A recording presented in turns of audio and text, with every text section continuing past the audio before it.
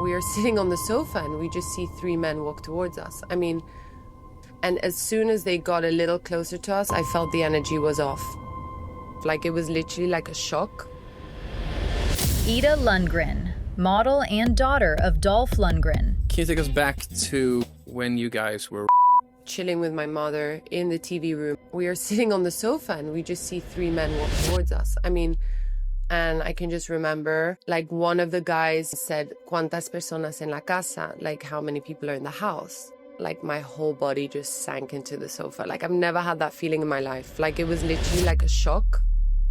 2015? Your father mentioned to you that he got cancer. He had some pain in his groin and area, and he went to Karolinska or something, and they told him, like, he did a test, and they were like, "You have prostate cancer." I think it was like 2021 where it got really bad. It got really bad. He started losing a lot of weight. And then when he went to do a movie in London, he went to a doctor, and that doctor said to him, "Listen, you're really bad and you should consider taking some time off and spending time with your family, because I don't really know how much longer you have. It could be 3 years, it could be 3 months." How did that period impact you? Did that change your way of looking at life? It makes you... What do I need to know about you, Ida, to understand how you became the person who's sitting in front of me today? A lot of ups and downs growing up, in the sense of scary situations that maybe a younger person hasn't been through. So like I learned how to become quite mature at a young age. Basically took care of myself a lot as well, in a way. I don't really regret anything that happened to me, because it made me who I am today. And I must say, like, I feel very strong and I feel very secure right now as a 29-year-old sitting here. So not a lot of 29-year-olds can feel that way. So I'm happy. How was your relationship with your dad? In the beginning, when I grew up, like, it was great when I was really young. But then when I got towards around 14, 15, it changed. The reason it changed was because I think the divorce happened a little bit in that time.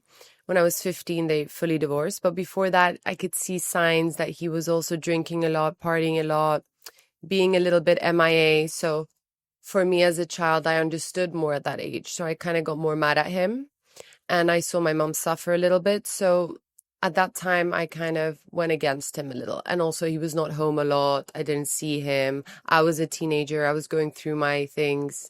And I didn't really have a dad there to, like, how do I say this? To make me feel like I was protected. I think he was gone a lot of the times where I needed some protection for work. He was gone a lot for work, of course. I mean, he was providing at the time there. But still, for a girl and a child, you want, like, some moral support as well. How did that affect your relationship with him? Like, compared in the beginning where you were very close to like starting to get separated? I mean, I had a period of time when I was like 15, 16. I had a bad boyfriend. I was being a bit rebellious. I wasn't that great in school. And all he would talk to me about was school, relationship. Like, our relationship was just based school and sports. Like, talking about how bad I am in maths and sports. So I think I distant myself from him. And when they got a divorce in the beginning, he didn't know how to handle it, I think. So he would also not communicate so well with us. And then when he forced me to Sigtuna to boarding school, he forced me basically to leave Marbella because an incident happened there with one of my boyfriends. And like, he heard that I was hanging out with the wrong people in Spain. So he thought, oh God, she's going in a wrong direction. So I'm going to like take it to another direction. And then he told my mom, I think we need to take Ida to boarding school in Sweden. She needs to move to Sweden. And that's when I was like, no, I hate you even more. I don't want to go to Sweden. I mean, imagine, like, Marbella was such easy life and I had to go to Sweden. And in the cold, I was freaking out. But it changed my life into the better. So I'm very glad for that. And I always thank him for that moment. How was your relationship with your mom when you were growing up? My relationship with my mother was always very best friend vibe. She was always someone that I was very, I mean, it was just very easy to talk to her. I think all my friends would come to my mom if they had something embarrassing they couldn't tell their parents, they would tell my mom. My mom is very open, very easygoing, because I think when she was a kid, she didn't have that open relationship with her mom, min mormor, my grandma. My grandma was very strict and didn't give her that much attention and love. So my mom did the opposite to us. So she kind of gave too much sometimes. Like, but then as well, my mom also, she's too much sometimes of a friend. So that can also make me, like at some points of my life, I felt, oh, maybe I needed a more of a mother there than a friend. Yeah. And then at some points, I also felt like at a certain age, I needed more of guidance. And I felt like she wasn't so strong in that time because of what she was going through. So I didn't feel like I could put all my problems on her. So I kept them inside, which was a problem because I felt like my mom couldn't handle things like that because she was going through her stuff. And my mom is very like a mute. She doesn't express herself like my dad. She keeps everything inside. My dad will shout. My dad will say something. My dad will, be angry. My mom will just be quiet and not say anything, but she has everything inside her body. And I think that's the worst. Did you ever talk to her about the divorce? Like during that period, how it affected her? I did and I didn't. I think at that time I just knew that they just had to get a divorce. I mean, they were doing long distance for so many years. They were married for 18 years, together for 20. And imagine, more of half of that time they were apart most of the time. So I feel like, they were so used to being apart. So I don't feel that was the problem. I think the problem was when my mom felt really disrespected in the aspect when my dad started cheating on her and she found out that it happened so many times, and she forgave him so many times because she knew that he was going through a really rough period, because it wasn't like that he was in love with another woman. He would just sleep around when he was drunk, but after a while my mom couldn't handle it because she was in love still with my dad. So I think the sexual part of their relationship left, and then it was just like, okay, we're basically brother and sister vibes. Like they were literally just like family.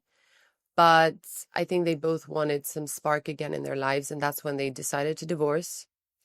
And I was happy about it. Actually, I remember telling my mom, oh, actually, I think it's good that you guys are divorcing because you guys fight all the time. And my mom was like, okay. So I don't know. I think my mom was very sad when they started fighting. Of course, divorce, no matter how much you've loved each other, you're always going to fight for financial reasons or stupid reasons. Obviously, that's most of the time, that's what you fight about, which is, I hate that stuff, but it happened. And, obviously my dad is the most dominant, powerful male. So yeah, he got a bit more than she did in that time. But anyway, after a while, now they're friends again, I guess. They're fine. They're decent. They're not best friends. They don't message, but they're good. Can you take us back to and give us the full context of when you guys were robbed? Yeah. You were robbed 2 times, right? And the first time you weren't home. Yes. So the first time we got robbed, I mean, listen, my mom, I don't know what what luck she has, but she gets robbed. She used to get robbed all the time. She had an amazing jewelry collection. She was into fashion. She was like a fashion stylist in New York when she was young. So she always loved fashion and, cool pieces and vintage stuff. And she kept so many things. And I guess when she was going to all these premieres with my father or going to these galas in Marbella, people would stare at her clothes and realize my mom had cool stuff. And the problem is, she was too relaxed and open about it. But then I think a lot of people talk, and then that's how you get robbed, because you're not so scared to show, because you don't think people are going to be evil that go to these type of places. But unfortunately, that's where they look out for it, But anyway, they stole her bag a couple of times. And then I remember I was in a school trip, and my mom picked me up when we came back from the school trip. And they were like, she just picked me up and she was like really shooken in her face. And I was like, what's going on? She's like, we got robbed, Ida, some people came into our house and we were sleeping. I'm like, did anyone get hurt? She was like, no, no, no, don't worry. But they took a few things. It's just weird how they came into the house when we were sleeping, and, you know, we didn't know about it. I just woke up with everything all over the place. And I was like, oh my God. And as a kid, you know, How old were you at that time? I really don't remember, but I think I was like 13. I must have been like 13, 14, 13. And then 2 years later, I was, you know, chilling with my mother in the TV room at 8 o'clock in the afternoon after we came back from tennis. And all of a sudden, my mom goes and puts my sister to bed. She comes back, and when she's back, we are sitting on the sofa and we just see three men walk towards us. I mean, in that moment, of course, you think it's some friend of yours doing your joke. I mean, it's 8 o'clock in the afternoon. Yeah, and it was so casual, like they just walked It's so casual. Like they literally just walked up to us, like relaxedly, like just like walking relaxed. I was like, what is that? You know? So I shouted out my ex-boyfriend's name at the time. I was like, what the hell are you doing? And then they kept walking closer and closer to us. And as soon as they got a little closer to us, I felt the energy was off. And I was sitting next to my mom, and I can just remember like one of the guys came close to us in our face and said, ¿Cuántas personas en la casa? Like, how many people are in the house? In Spanish, in a very low voice, because I think they didn't want us to hear their voices. And apparently the police officer said that's how professionals work. They keep everything calm, because as soon as they are hyper, everything goes to shit. They need everything to be relaxed so they can do their, you know, business properly. So when they said that to me and my mom, ¿Cuántas personas en la casa? Like my whole body just sank into the sofa. Like I've never had that feeling in my life. Like it was literally like a shock. And I was trying to scream and I literally couldn't scream. Like I was like, like I couldn't scream. It was insane. Anyway, and basically one of the other guys, there was three men in the house. I think one was maybe outside as well, like the fourth guy driving the car later. You know, you never know how many people are in your house, but three were in the house with us. One of them went to get our staff down, like our cleaners and gardener and stuff. Aladdin and Letty at the time they were called, and they came down with us. They sat us all down in the sofa. And I could see like Aladdin, my gardener, wanting to like really like run away. I could feel it on him. And I was just thinking, if this guy runs away, we're effed. We're screwed. Yeah. Like imagine, like, I don't know, it would have been something else. Anyway, thank God he didn't. Because to be honest, in these type of situations, I realized everyone just needs to keep calm, because if you respect, they respect you back. I think as soon as you do something disrespectful back in that type of circumstance, they will you up. Or, sorry for my language, but they will. Yeah, they don't trust you. Yeah. No, they won't trust you, and they will get crazy, because they are maybe on something at the time. I think they were on some because it wasn't normal how they were acting sometimes. But anyway, and then they took my mom up, and I had to wait down by the sofa with my cleaner Letty, and also with one of the guys. And I remember him asking me questions and, you know, trying to be funny. I mean, they were wearing masks, so I didn't know their face. It was also super like uncomfortable, because like I didn't see who they were. I didn't understand what was going on. And I was also wearing little underwear and a little tank top, imagine. So I also felt very violated, because that's how I slept. Like my pajama was little underwear and a tank top. And then I was with this weird man with this outfit. I was like, this is also really weird, you know? So it was just an uncomfortable situation for someone my age to go through, because you're not young enough to forget about it, but you're not old enough to kind of dominate yourself and be like super hands-on on the situation. So it was a bit difficult for me. But I never cried once. I was very strong, and I was stronger than my mom, because I try to protect my mom a lot, because my mom couldn't handle it, I think. I mean, her two kids in the house, no husband there to help her. Like it was, you know, she was going through a lot. But, you know, they took what they had to. They knew everything about the house. They knew the third safe, which no one else knew where it was, not even me. So they even knew where that was. And that was really scary because that's where all my mum's antiques were, and also her grandma's jewelry and things that my mum never wore, but that were sentimental to her. And they took all of that. So that was very deep for my mum. At some point, I was like to one of the guys, I want to go up with my mother. Like, I don't want to be here anymore. And they were like, okay.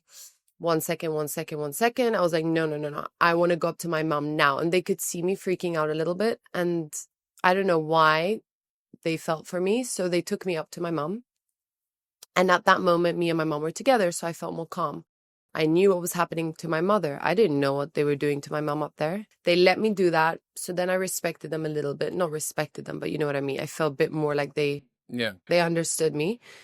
And when I was up there, they were taking all my mom's jewelry, and there was money on the floor, like a lot of cash, and they wouldn't pick it up. And I was like, come on, bro, like pick up the cash. You came here for a reason. Take the cash. No, no, no, we don't come here for cash. We come here for nice jewelry. I was like, what the hell? Like, they didn't take laptops, TVs, nothing. They only came for what they wanted. That's why they were professional.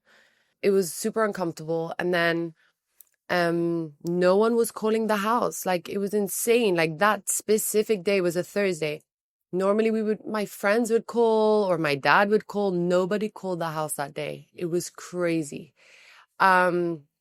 Super weird. And anyway, so then they took all the stuff, and when they got everything, I remember they started getting hyperventilated and super excited that they actually managed to get all the pieces that they wanted. And I remember telling my mom, you need to ask for something back. They have so much stuff. I think they never rob for these many things. So I think you should ask for something back. My mom's like, no, no, no, they're never going to give me something. I'm like, are you kidding me? I bet you they are, because I feel like they actually like us.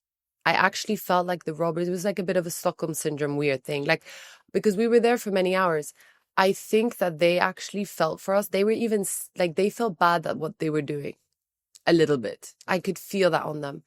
That's why they were like, come on, let's go, go, go, because they had to be in that zone the whole time.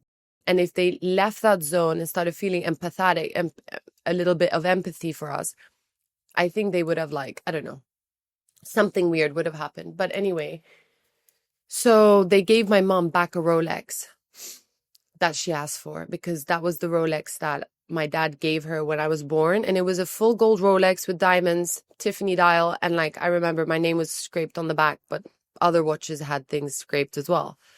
And they gave it back to my mom. And that's when I was like, that's not normal. Sorry, that's not normal that they gave my mom a watch back. Like, they gave my mom a watch back. Like, for me, I still can't believe it. That means that they know us or something, that they because they felt bad. They felt bad. They felt bad. And when they actually handed it, my mom and me were just like all shook up. We're shook up. We were like, this is too crazy. Can they just be an easy robbery? Just come and get the stuff and leave? No, it was not an easy robbery. That's why it made me a little bit too, like, analyzing of the whole situation, you know? Anyway, then when they took all the things, that's when they started getting a little bit more aggressive energy. So they started shouting around the house, like knocking on all the paintings on the walls, trying to see if, you know, there was other safes hidden in the back of the paintings. They would take my dad's knives from like one of the movies he's done. And then all of a sudden they go and get us some fruits from the kitchen. And I'm just like, this is like weirder than a movie right now. Like, I need to sit down and like have a breather, because I cannot handle this. And then all of a sudden they're just like, okay, we're going to leave. If you call the police after 30 minutes, we're going to come back. We will come back if you call the police after 30 minutes. And I was like, okay, we won't call the police after 30 minutes. They start running away in the garden. And then, of course, one of my nannies, she takes the phone and she's about to call the police. And I go, please do not risk this shit. Like, I don't care if they're lying or making bullshit, but let's just be proper now. We've gone through all of this. And then, and then we called the police after 30 minutes. Actually, no, I'm lying. My mom actually didn't trust the police in that moment. She had a weird feeling. So she called my dad's friend, who knows the police in Malaga, the chief of police, which is bigger than the Marbella ones. And she just trusted to call him. and he figured it out for us, and he called the biggest, chief of police in Malaga, and they came within like 30 minutes, and they analyzed the whole situation, and they said, this is professional, like this is not normal. And yeah, I didn't trust anyone in that moment. I mean, even the guard that went around our urbanization, he came after like 15 minutes of the robbers leaving, and he rang on our doorbell and he said, is everything okay? And I was like, why would this guy just come in like that and say, is everything okay? And I literally told my mom, don't go near that guy. Don't go near him. And just small things like that. Like I didn't trust anyone for a while after that. And I think after the robbery, I started getting this thing, OCD. And I think from there, I did a brain scan like 3 years ago, and they could see that I had like a blue dot in my brain because of post-traumatic stress. A lot of people in war, a lot of people in, going through some things in their life, you can get that kind of like a post-traumatic stress thing in your brain that blocks stuff from, I don't know, weird things. Anyway, so I had that, and I was like, okay, that's interesting. Because nothing after that, nothing really that shocking could scare me. Yeah. Because 3 incidents happened that year. It was the robbery, my parents' divorce, and it also was that I had a bad boyfriend at the time. I think the robbery came first, then it was the bad boyfriend, then it was the divorce. And then it was also, I also went to Bulgaria to do a movie with my dad. And I was there for a month. It was my first time on set by myself doing a movie. Like, it was a big deal. It was called Command Performance, the movie. It was a small little movie my dad did. And then also, of course, another incident happened on that year where like a guy like a masseuse, a massage guy, did weird stuff to me when I was that age. So I think so many things that happened in that age is, how do I say this? It's kind of, I wouldn't say it's formed me. I think it formed me to heal myself, because in the moment you don't think it's a big deal, but then later on in life you realize it comes back to you. And then now I'm so happy because a lot of people that have gone through some trauma, they never ever deal with it. And going to a psychologist, yes, it helps, but you have to do the work by yourself. And I think this is something that I really want to talk, and explain to people in my life, that like, you need to heal yourself and you need to figure it out yourself. You can also have help, but it's important to know how to manage your mind. And so you don't fall back into drugs, or you don't do anything stupid, because I never did any of that type of escape behavior like my dad did. My dad had a bad childhood, and so he went into escape behavior as an older, man. But I never wanted to go through my dad's footsteps and do the escape behavior. So for me, it was more like, no, Ida, I need to heal now. Like, and that's something that I think wouldn't have come from if I didn't go through these things. How did you deal with it, like, at that time? What was the process after they left? What was like the process over the next few weeks after? So after they robbed, my dad found out, obviously, and he brought some Bulgarians that he knew, bodyguards basically, karate guys that he knew from back in the day, to Marbella to basically be there with us, take us to school, make us feel a bit safer and things like that. And basically my dad came back. He was showing my mom how to self-defense every day in the whole household. It was just traumatic. It made us more stressed, to be honest. It didn't really help, but I think my dad didn't know what to do at the time. He felt bad that he wasn't there to protect us, but he didn't know how to show it. So he tried to bring all these other people in, but it just, in the moment, me and my mom just needed comfort. And I think we just got all this action hero stuff going on in the household, and we're just like, it's not going to help. It's already happened. Okay, fine. My mom maybe knew how to get out of the car if someone grabs her hand, how to move forward and things like that. But it was just a bit too much chaos in our household. And I would go to school and these guys would drive me to school and everybody was like, oh, Ida has scary people driving her to school. And then a lot of attention was on me when I didn't really want it at the time.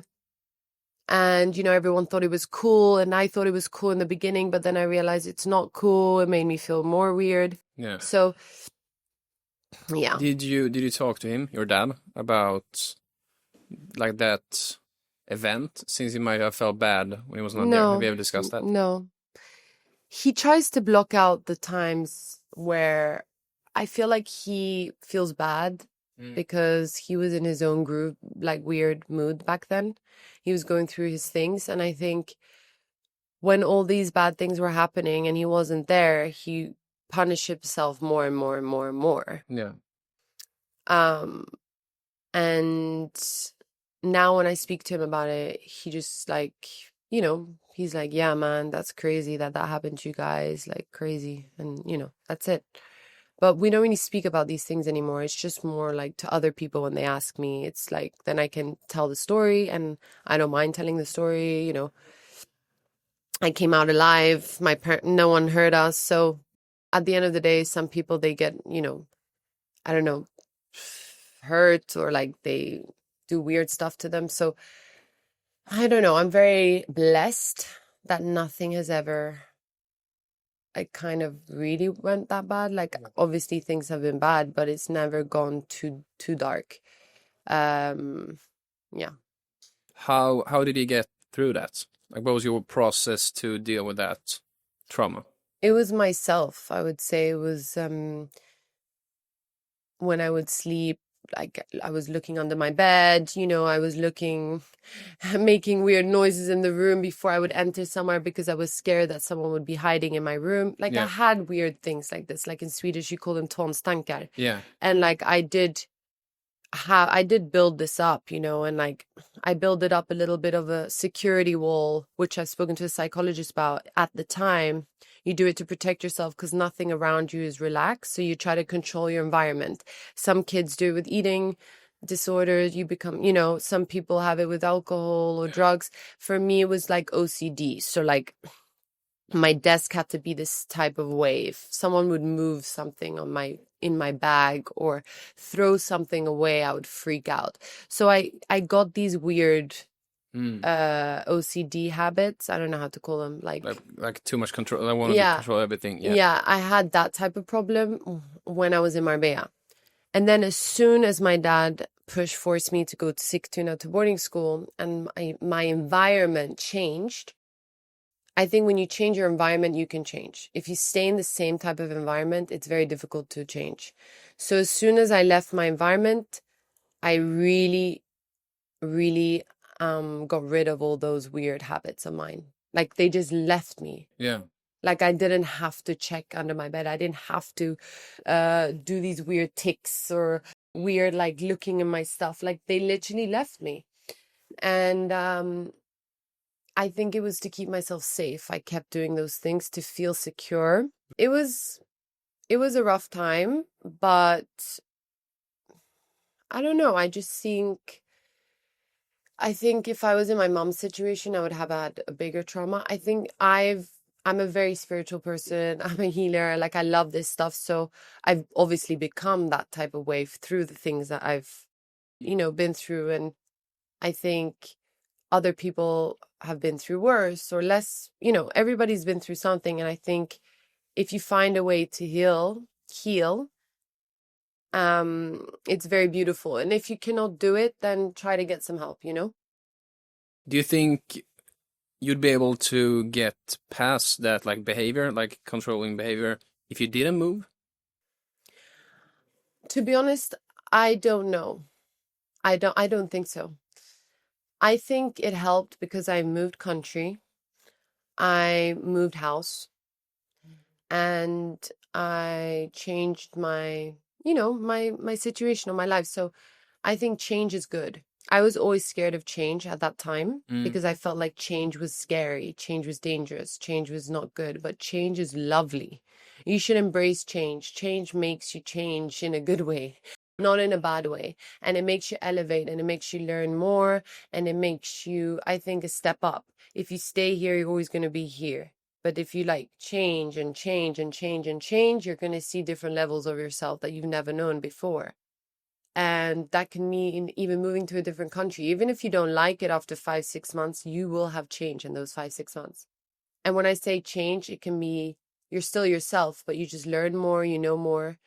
And yeah, I think, yeah. So, When you were 15, you, as you discussed shortly or briefly, you were in a relationship or a couple of different relationships where you talked about prior to the podcast that wasn't healthy.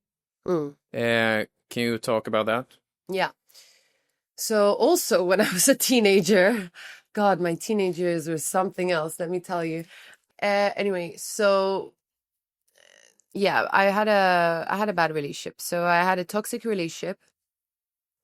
I think he got a bit too obsessive. He also had some trauma when he was young, and I think he never healed. And he took it out on me. I mean, it became such a obsessive relationship for both of us and a very codependent relationship.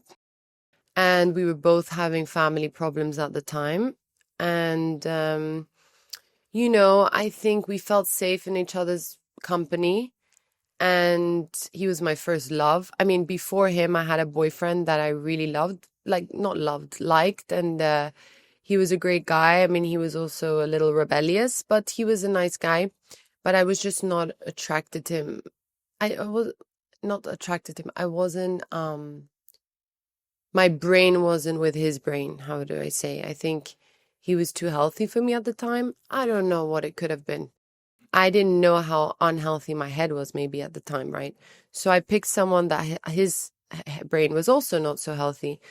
So we understood each other, I guess. And after maybe a year and a half of me being with him, he started to, yeah, he started to hit me. I mean, he took it out physical abuse on me in the beginning.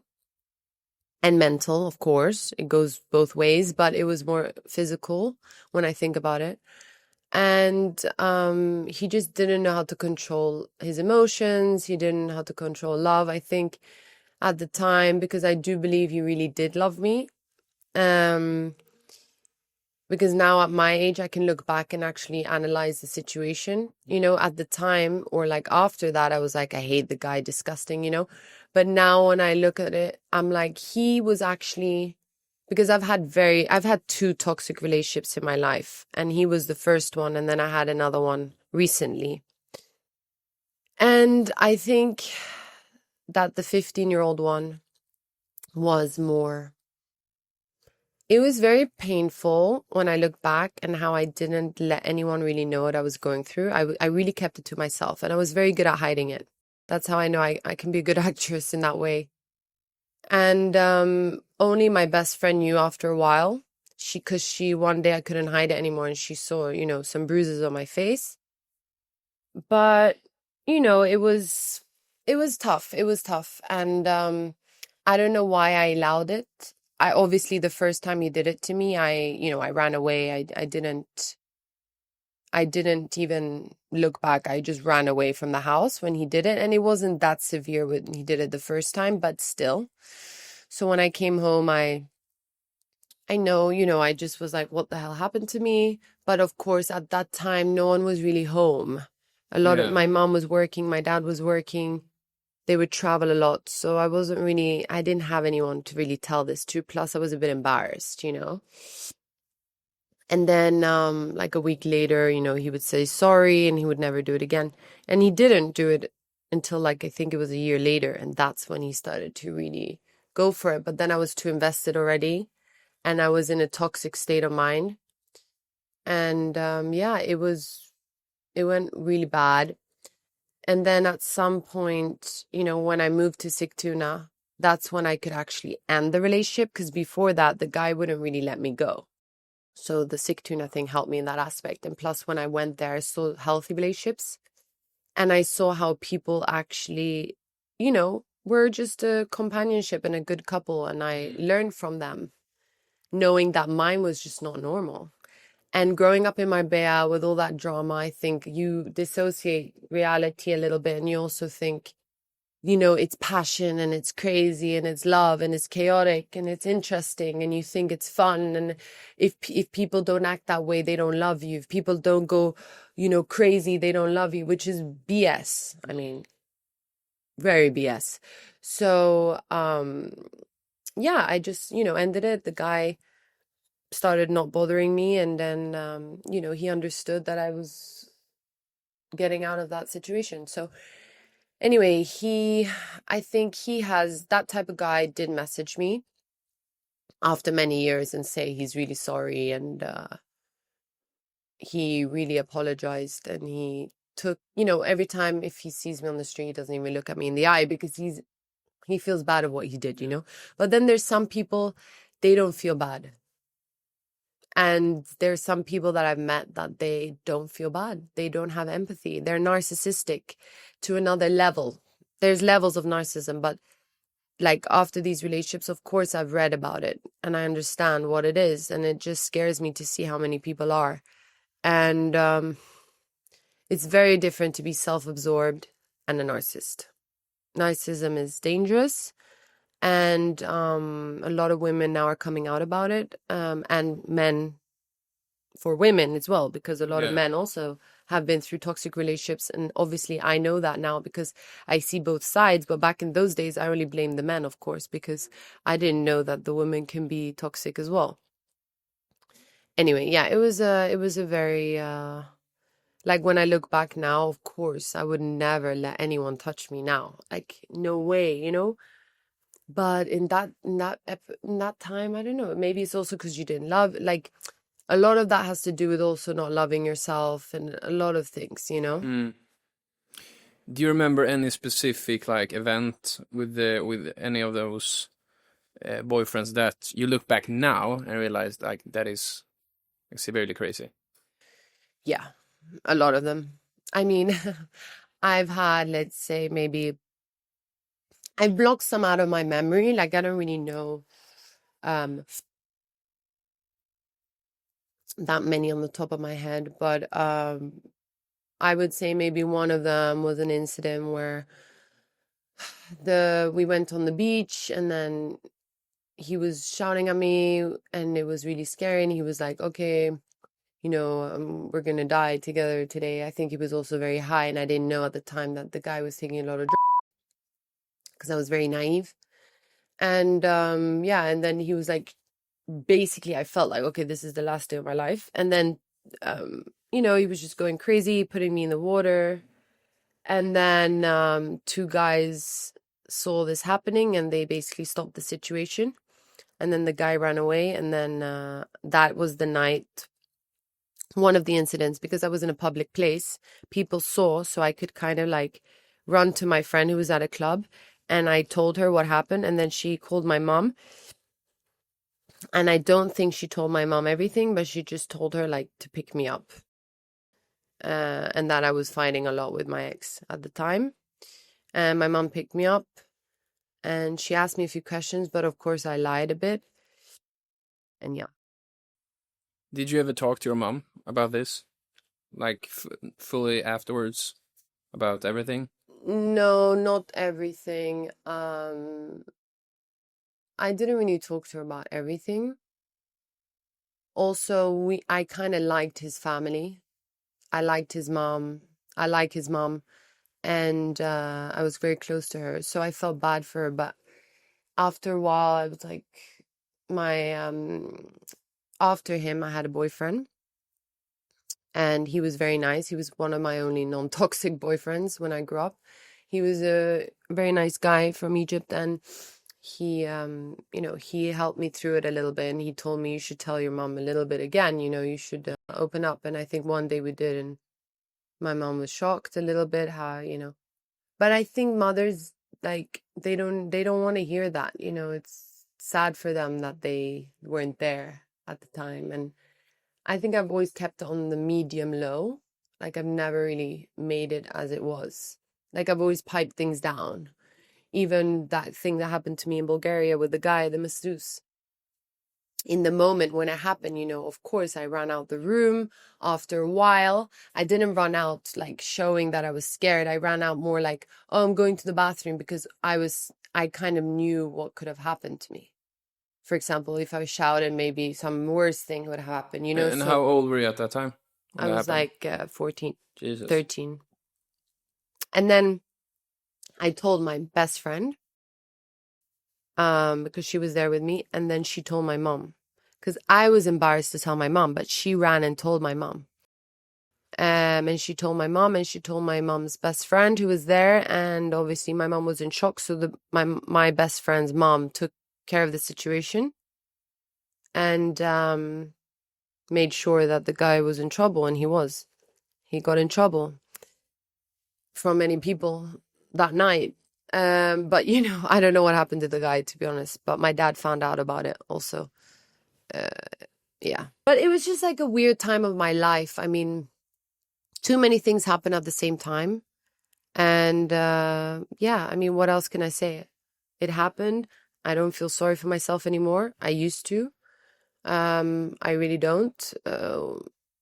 You move on. You have to learn to move on. You can't be like, oh, poor me, poor me, poor me, because it just doesn't work. You're not going to have a good life if you keep doing that. And yeah, but it's interesting because I never got hit in my house, so I don't understand why I allowed someone to hit me. But I think it's because this psychologist told me sometimes when your parent has gotten hit or abused as a kid, they bring that energy into the home, and you feel that as a kid, and then you're familiar with it, and so then you kind of allow it. How did you learn to look at that like that way? Did you learn that by yourself through? I think the switch was me just moving on, living my life, and also hearing other people's stories and other people's trauma stories, Like you're never alone, and there's always someone that has gone through something worse than you or the same as you, or, whatever. And there's people that either sit with it, means like a sad face, or you can go out and be happy. Because I choose to be happy. I'm not going to choose to be sad. Like, what the hell is the point? You live once, like, be happy. Try to be happiest as you can, Like, of course, everybody has sad, depressing days, and that's fine, but you need to try to be happy. Whether that is going on a run, going on a walk, and that's why sports saved me a lot at the time. I think sports was my drug, and I was abusing sports a bit too much at the time. I was overdoing. Like, when I was living in New York, modeling stuff, I would do sports. And I realized, okay, if I didn't do sports, I would get depressed. That's also not good. Like, you're dependent on something again. So you have to try to not be dependent on anything in life. But you cannot live calmly if you aren't either. Like, people are dependent on their work. Some people, if they don't work, they get depressed. It's like some people, like I have that a bit in me, but I haven't worked a lot. I don't have a 9-to-5 job. And I think as soon as I'm going to get like a serious job that I love, believe me, I'm going to be addicted. Like, I have an addictive personality in that way. I've tried stuff, but I've never gotten addicted. I always try to balance. Even I smoke cigarettes, I will smoke when I have a drink. I won't smoke every day. That's my control thing. I cannot do anything excessive because I think it's really unhealthy. I think that's my control thing, to not do anything excessive. Even if I drink coffee, I'll be like, okay, I drank one coffee today. I can't drink another one because it's not good for me. Do you get me? Yeah. Like that. That's my control thing, I think.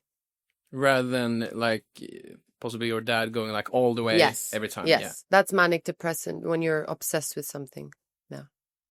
If we move forward to 2015, your father, I don't know if he called you or how did he break the news, but he mentioned to you that he got cancer. Can you take us back to, do you remember a specific moment when you got the news and what you were doing? So it was Gumball 3000 at the time, and he decided to take me on the ride with him from Stockholm to Oslo. And I remember I went with him in the car, and before that he told me that's when he started to realize, because he was peeing, like, I think some blood and stuff. And he had some pain in his groin and area. And he went to Karolinska or something, and they told him, like, he did a test and they were like, you have prostate cancer. And that was the first cancer he had. And he told me, I think in the car, obviously I cried and I was a bit scared. And I felt like, oh God, my parents are getting older. Anything can happen. Anyone can leave in a day. Yeah. And how old were you at that time? So I was 19, turning 20. I kind of knew, like, he has a good doctors around him. He's going to find the right people. And it wasn't that severe yet. And he got rid of it somehow. It was a bit blurry at that time. But anyway, then, yeah, a few years later, he got the real big news, which was that he had, you know, the real problem, and stage 4 cancer in the liver. And the first time, did you do a surgery or did you just disappear Yeah, by itself? I think he did a surgery. Yeah. Yeah. And the second time, how was that 5 years later? Yeah, I think it was like a 5-year gap or something like this, or more. Do you remember how that went down? Did you get a call? Or Basically, we were in Sweden and he was going to engage his wife, Emma. He got told that day as well that he had a cancer. So my dad, the crazy person he is, he got told he has cancer, and then he feels like he's going to die. So he wants to live his life to the max and the fullest. So then he's going to engage another woman because he wants to marry her. And yeah. and what was the process afterwards, like for him and for you, after he broke the news about the cancer? I didn't know how severe it was. I didn't know it was stage 4. I didn't know how severe it was that day. I just knew he had it. Obviously, because he had it 5 years before prior, I was like, okay, you know, he's had it before. Hopefully it's not that, you know, it's not that intense. Like, we can fix this kind of thing. Obviously, I didn't know how severe it. And then it got worse and worse after, you know, some time. And I think it was like 2021 where it got really bad. It got really bad. And he started losing a lot of weight. And then when he went to do a movie in London, you know, he went to a doctor, and that doctor said to him, listen, you're really bad and you should consider taking some time off and spending time with your family, because I don't really know how much longer you have. It could be 3 years, it could be 3 months. So you need to, like, take that into consideration. And I remember that phone call was the worst for me. And I moved to LA because of that. And that kind of got me away from, you know, my toxic relationship at the time as well, in a way. And, you know, everything happens for a reason. I really look back at it and I'm just like, but I kind of knew my dad wasn't going to pass. I just had a feeling like my dad's not going to pass away. Like, I don't care what doctors say. I know that he's not going to pass away. And psychic mentality. And basically, my dad's friend met this Greek doctor, actually, at a party. And explained to her the story about what's happening with his friend and stuff like that, who was my dad. And the girl says, like, oh, my dad was a very big fan of his. And this is very, you know, very interesting that this came up. Like, I don't mind seeing this patient. Like, of course, I would love to meet him, like, see if I can help. So my dad met her in UCLA, and, you know, they found a cure somehow. They were changing his medication, and they basically saved my dad's life. It's insane. From having 3 months to live to now being able to live for how many years more, we don't know, but I guess a lot, is crazy to me. I mean, that's why I always say you need second, third opinion, always. You can't go with your first doctor if you don't feel right about it, you know? You have to ask for more help. And my dad was very lucky, extremely lucky. He has so many angels around him. I mean, my dad has survived 50 things. He's like a cat. He has 9 lives or more. But so yeah, it really gave us hope, and it just shows to everybody that if you really, you need to be a fighter, though. You need to have a fighter mentality to fight stuff like that. You can't be weak. You have to be very strong in your head to be able to fight a cancer. It's all in the head sometimes, they say, even the doctors. If you have a positive mentality, you can like get rid of it. It's really interesting. But he, now he's healthier than ever. He's 67, 68, yeah.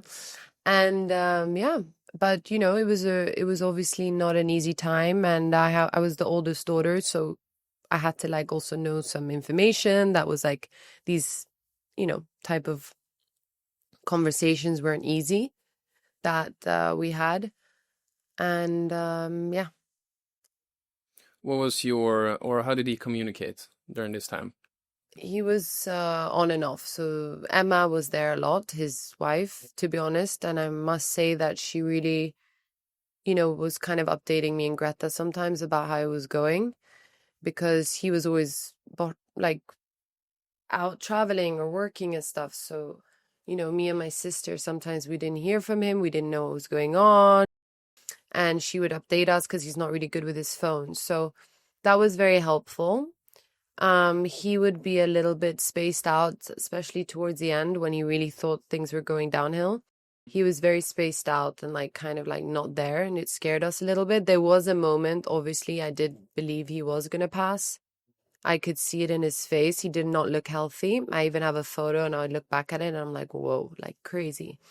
And it's just it's just a matter of time. Like it just can go in a week and you look scary, Mm. So that was a bit shocking for me and my sister to see, obviously. And there was always a bit of hope, but there was a bit of a moment where I was like, okay, this is it. And that's why we had these deep conversations. And he did sit me down and talk to me about what I have to do if something happens and all this stuff. And it's not easy to have those conversations with your kids, I think, and also for us to hear it. But I think it's also very important for parents to be able to talk to your kids and like tell them what's going to happen if something happens, because not a lot of kids ever get that reassurance, Like I have friends that have lost their parents and they didn't know anything. They don't know what to do. They don't know anything about, and that's how things get effed up and people fight. And so I think it's very important for any parent listening that, to speak to your kid, even if you have a good relationship with them or not. It's just out of respect. It's not an easy conversation and it's not fun, but I think it's calming in a way. But then, nothing happened to him. So yeah, it's all good in the hood. Now he's coming out with his documentary about it as well soon. So it's going to be interesting to see that. How did that period impact you? Did that change your way of looking at life in any way? Yeah. Seeing him go through all that? Yeah. It makes you, what it does sometimes, though, it makes you a bit cold. Like it makes you a bit too tough sometimes.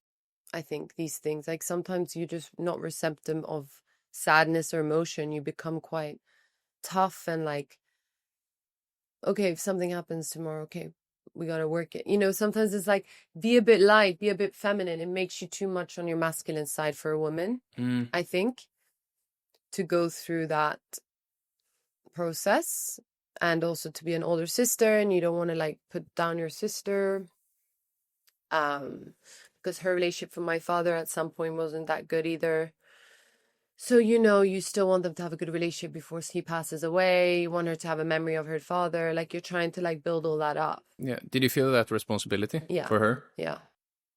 I really wanted them to get along. And now we've been filming a Swedish show that's going to come out soon. It's TV reality show. And called The Lundgrens. Check it out soon. It will come out next year, but basically in that show it really made my sister and my dad come closer together, and even me. It's really crazy how a reality show can help a family, and like even the Kardashians say it, that it helped them. So like I never believed it. I thought it would be worse, but it's amazing how it became better.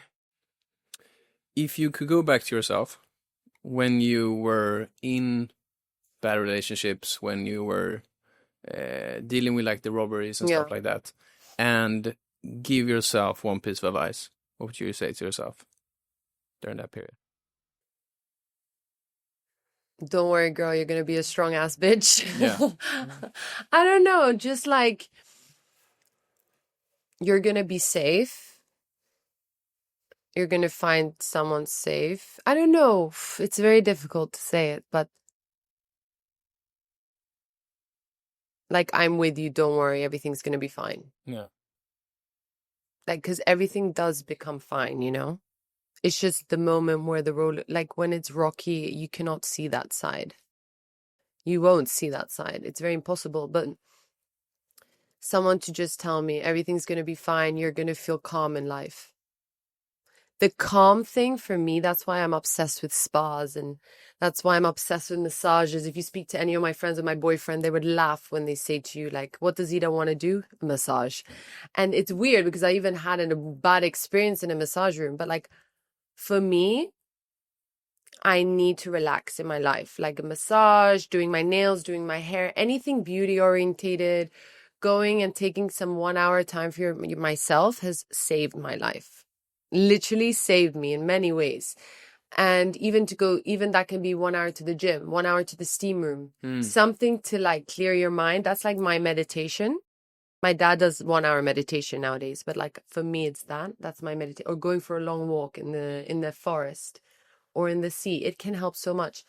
And I think that is something that I stand for. And Why does it help? What does it do? it gets you away from that moment of stress that or let's say if you're in your room and you start having a bad thought or a panic attack. Lately, I have had, like 2 years ago, I started coming, like panic attacks started happening to me from my past. And I was like, why is it coming now? Yeah. And it's because your body, I am in a good state of mind right now. And I think when your body relaxes, all the trauma comes to the surface. When you're in fight or flight mode, when you're in fight mode and you're not like chilling, you're in the same level. But as soon as you come down and you're like chilled, you feel secure, you're a bit more relaxed. You have good people around you, you feel safe, which you're not used to feeling that much. That's when you how do I say? Now I forgot what I was going to say, but that's basically when I need to go and do those things to just relax even more, you know?